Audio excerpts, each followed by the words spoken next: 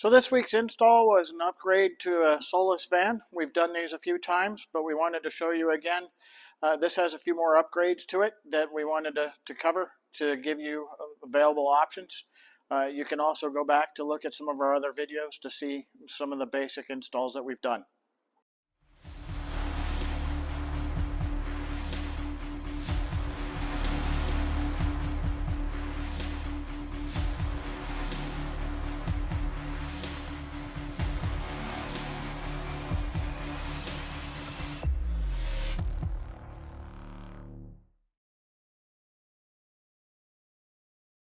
So in the back of the Solis, they have this really nice storage cabinet that we end up putting our system in.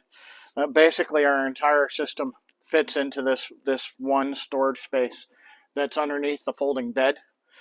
So when we open it up,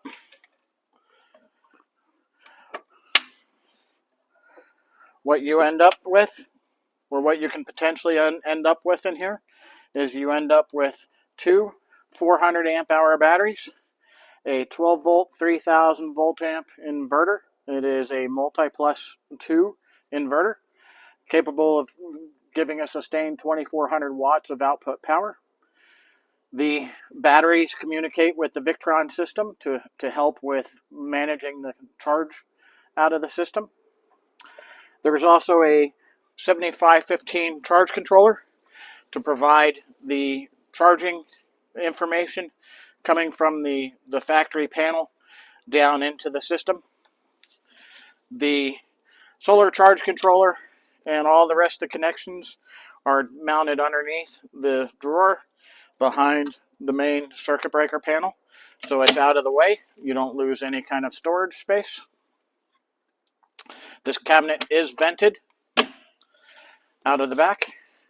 We do put a temperature controlled fan in the back to help evacuate any kind of excessive heat that if he's plugged in charging or running his air conditioner.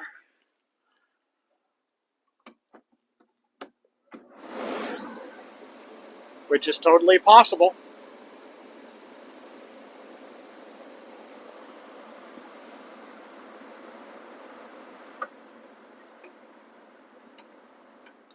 We did add a easy start to the air conditioner to assist with the startup of the factory air conditioner.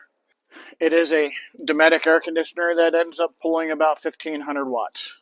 So with his battery bank of two 400 amp hour batteries, each coming in at 5100 watts, he should be able to realistically expect to make it overnight running his air conditioner, climatizing the space, and then be able to get up the next morning, continue on his travels.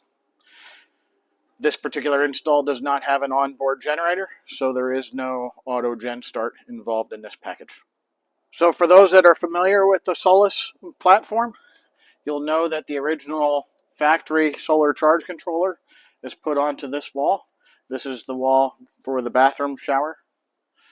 We end up removing the stock OEM solar charge controller, putting in the 7515 for the stock panel, and then it gives us room to be able to fit the 7-inch display that's communicating with the servo so that he can see all of the information that's going on with his system. Plenty of space for the cabinet to still open. It doesn't interfere with anything there. This van also has a lithium battery isolation manager installed. For this platform, it works out pretty good. This platform this is the National Park version. It has a heavy-duty alternator in it, and currently has a charging capability of upwards of 80 amps. So while the battery and chassis battery and house batteries are connected, he's pushing a bunch of current in.